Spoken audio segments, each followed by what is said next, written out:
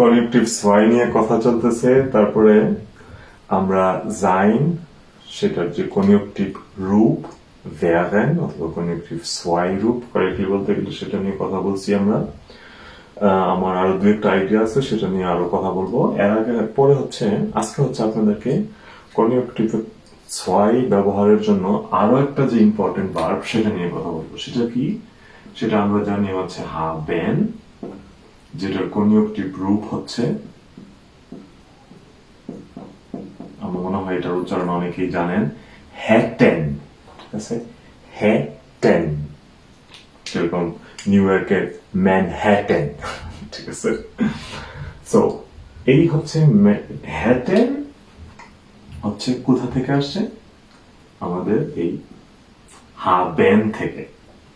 এখন কোন ধরনের এক্সপ্রেশন? প্রথমে আমরা থাকবো আমাদের পোলাইট ফর্মে। ঠিক আছে, এই পোলাইট ফর্মটা দিয়ে আমরা এই কনজুগেটিভ সোয়াইটা আমরা প্রকাশ করব, অথবা আমাদের উইশ প্রকাশ করব। উইশ অথবা পোলাইট ফর্ম যেটাই হতে পারে। এখন কি হয় যে আমরা যদি আবার আমাদের উদাহরণ বাক্য যাই, কারণ উদাহরণ বাক্যগুলো আমার ফেভারিট, কারণ একমাত্র উদাহরণ বাক্যের মাধ্যমেই আপনাদেরকে জিনিসগুলো খুব সহজে প্রেজেন্ট করা সম্ভব। ঠিক আছে, যখন আমরা একটা উদাহরণ বাক্য বানাই এবং সেটা অ্যানালাইজ করি, তাহলে আমাদের সাথে কতটুকু আমরা বুঝতে পারছি কিনা ক্লিয়ার হবে জিনিসটা। এখন আমি সবসময় দুইটা সেন্টেন্স নেব যেন কম্পেয়ারটা আসে। ঠিক আছে, এখন আমি যদি বলি যে একটা সেন্টেন্স, ফর এক্সাম্পল, এখন যদি আমরা নিয়ে আসি আমাদের যেই পরিচিত character, Robin hat ein Auto। ঠিক আছে, এটার অর্থ কি দাঁড়ায় আমরা সবাই জানি। ঠিক আছে, রবিন hat ein Auto মানে রবিনের একটা গাড়ি আছে। ঠিক আছে, আমরা এখানে কথা বলতেছি যে রবিনের একটা গাড়ি আছে, সেটা নিয়ে, যেটা কি বাস্তব, প্র্যাকটিক্যাল। তার মানে রবিনের বাসায় গেলে এখন আমি তার গাড়ি দেখতে পারবো। ঠিক আছে, এখন আসি এখন এখানে কি হয়েছে, এই হাট কোথা থেকে আসছে? এই হাট আসছে এই হাবেন থেকে। ঠিক আছে, কনজুগেট হয়ে গেছে। এখন আমি যদি যাই সেই উদাহরণে, যে রবিন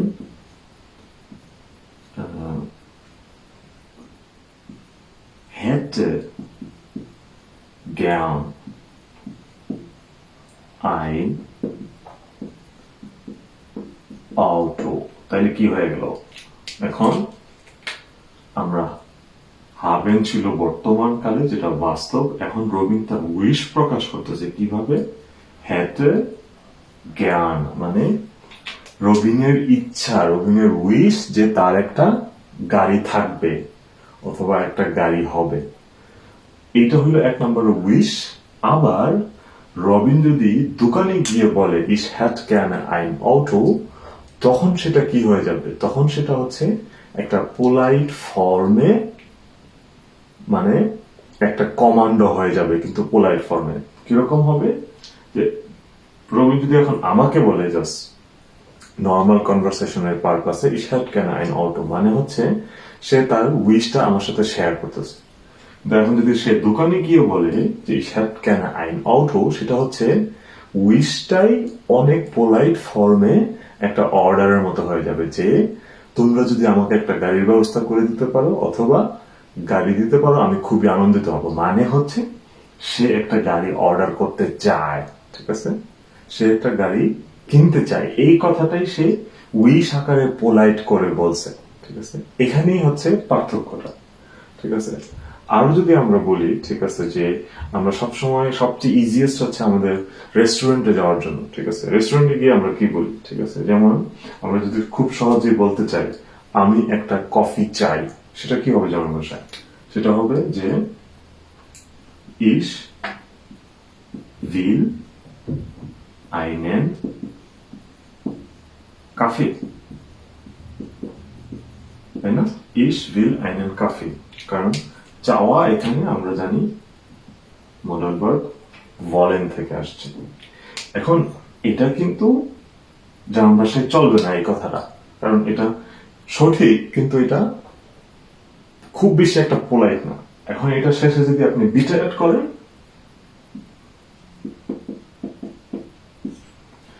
ঠিক আছে,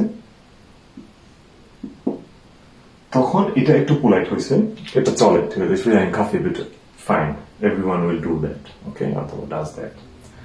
কিন্তু আপনি যদি আরো পোলাইট হতে চান, আপনি জানেন যে আমি খুব নম্রভাবে অর্ডারটা দেবো, ঠিক আছে, তখন আপনি বলতে পারেন যে এরকম, তখন কি হবে, তখন আমরা বলবো অথবা আমি বলবো যে ich hätte gern einen Kaffee, ich hätte gern einen Kaffee। তখন কি হয়ে গেছে, আমাদের এই হাভেনের হ্যাটেন আসছে এখানে, আর জ্ঞান আসছে, আমরা জানি জ্ঞানের কি কারণ, ঠিক আছে। তারপরও যদি আপনি চান, আপনি অবশ্যই আরো পিঠে যোগ করতে পারেন সাথে, ঠিক আছে। সো এখন এখন এটা কি হয়ে গেছে, এটা তো আপনি উইশ প্রকাশ করলেন, কিন্তু যখনই আপনি একটা কফি শপে বসে এই উইশটা প্রকাশ করবেন, এটা অলরেডি পোলাইট ফর্মে একটা অর্ডারে রূপান্তরিত হয়ে যাবে, মানে আপনি এখানে একটা কফি অর্ডার দিচ্ছেন। এখন আমি যদি বাংলায় উদাহরণ এটাকে বর্ণনা করি কিরকম দাঁড়ায়, আসলে আমাদের বাংলায় এই এক্সপ্লেনেশনটা খুব ক্লিয়ারলি নাই, অথবা বলা যায় না, আমাদেরকে এখানে অনেক ঘুরে বলতে। Ich hätte gerne einen Kaffee মানে হচ্ছে আপনি রেস্টুরেন্টে গিয়ে কফি শপে বসে বলতেছেন যে আমি যদি একটা কফি পাইতাম তাহলে অনেক খুবই আনন্দিত হইতাম, তার মানে হচ্ছে আমাকে একটা কফি এনে দাও, ঠিক আছে। তো এইরকম, তো কথা থেকেই বুঝতে পারছেন যে আমরা কত পোলাইট, ওরা কত নম্র এবং কত হাম্বল হওয়ার চেষ্টা করে সবসময়। তো এই হচ্ছে দুইটা উদাহরণের মাধ্যমে আপনাদেরকে একটু তুলে ধরার চেষ্টা করলাম যে হ্যাটেন কনজাংটিভ এর কি রকম ব্যবহার। আরো কথা হবে অনেক, কারণ এই বিষয়টা নিয়ে একটু ডিটেইলস কথা বলতে হবে, আরো কিছু উদাহরণ করতে হবে, যেন বিষয়গুলো আপনাদের সাথে ক্লিয়ার হয়। প্র্যাকটিস কন্টিনিউ রাখবেন, আপনাদের সাথে জিনিসটা ক্লিয়ার হয়েছে কিনা সেটা একটু কমেন্টে জানাবেন। Thank you.